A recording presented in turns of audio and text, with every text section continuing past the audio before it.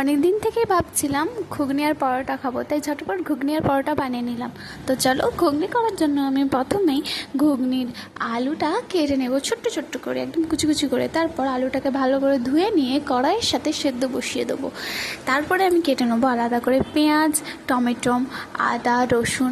তারপর আমি আদা রসুনটাকে সুন্দর করে গ্রেট করে নেবো। তারপর কড়াইতে তেল দিয়ে তাতে সমস্ত রকমের গোটা গরম মশলা দিয়ে পেঁয়াজ কুচি এবং রসুন কুচি দিয়ে ভালো করে ভেজে নেব। তারপরে দিয়ে দেবো টমেটো এবং আদা কুচোনা।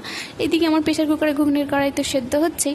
তারপরে আমি দিয়ে দেবো নুন, হলুদ এবং লঙ্কা গুঁড়ো পরিমাণ মতো। তারপর মশলাটাকে সুন্দরভাবে কষে তারপরেই দেখো আমার ঘুগনির কড়াইটা সেদ্ধ হয়ে গেছে। তারপরে আমি ঘুগনির কড়াইটা ওই মশলার মধ্যে ঢেলে দেবো। তারপর এভারেস্টের গরম মশলা দিয়ে ঘুগনিটা একটু ফুটে উঠলেই আমার তৈরি ঘুগনি। আর পরোটা করার জন্য দেখো, আমি পরোটা করার জন্য প্রথমেই আটা নিয়ে নিয়েছি। আটার মধ্যে দিয়ে দিয়েছি চিনি, একটু লবণ আর সামান্য পরিমাণে একটু তেল দিয়ে দিয়েছি, যাতে আটাটা একদম সুন্দর করে। তো দেখো কত সুন্দর আটাটা মাখা হয়েছে আমার। তারপরে আমি একটু একটু করে লেচি কেটে এবার পরোটাটা আমি বেলে নেবো। তো দেখো পরোটাটা আমি একটু অন্য স্টাইলেরই করছি। তো দেখো এইভাবে বেলে নিয়ে আমি পরোটাটা এবার ভেজে নেব, হালকা তেল দিয়ে ভেজে নিলাম।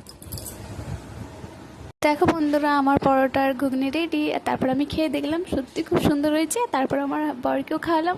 তারপরে তো আমার বর একটা কি না কি দিল। তো চলো, টাটা, বাই বাই। আজকের ব্লগটা এত দূর।